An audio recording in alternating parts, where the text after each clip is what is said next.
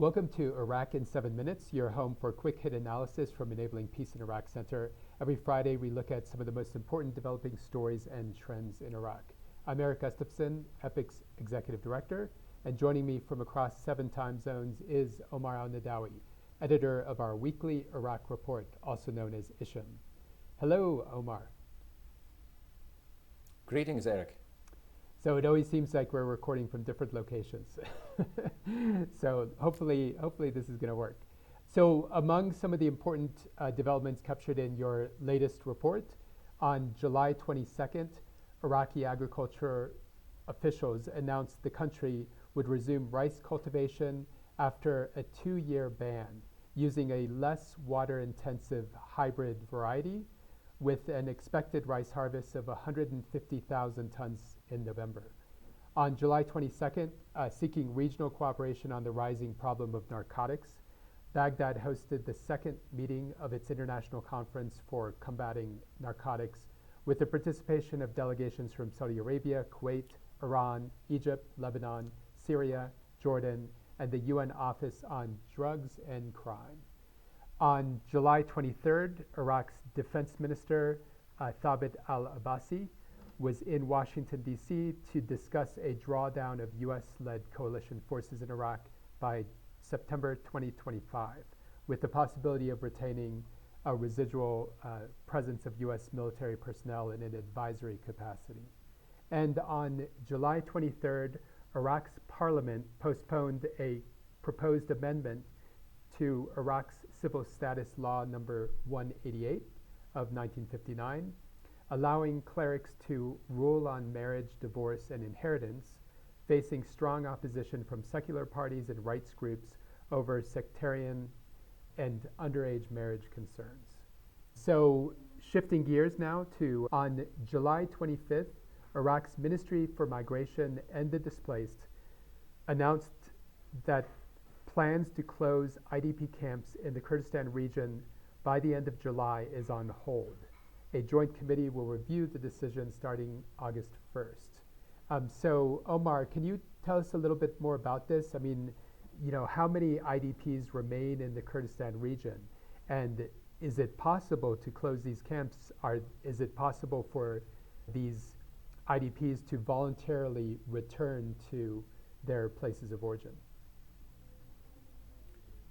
Yeah, so there are about 1.1 million internally displaced persons in Iraq that remain today, that remain away from their home districts. And of those, there are about 160,000 people who are residing in camps.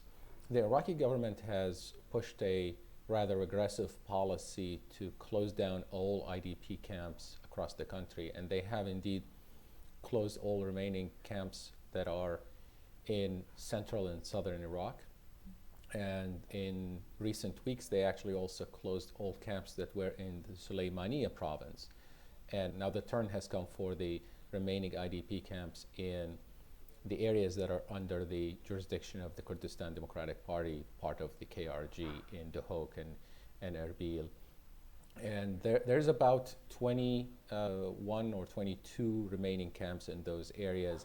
The government has been trying to shut them all down by the end of July, which is passing these days.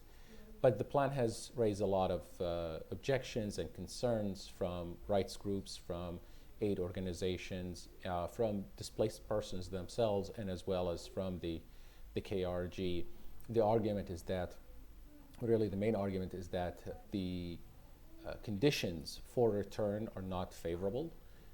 That a lot of the districts from where these people were displaced in the first place are still not conducive to return. There is lack of basic services, there is lack of security, there is lack of opportunities for livelihoods. A lot of those people actually, a lot of the displaced come from the district of Sinjar, which is seeing a lot of volatility, a lot of violence involving Turkey and the local militias that are considered to be affiliated with the PKK, the Kurdistan Workers' Party.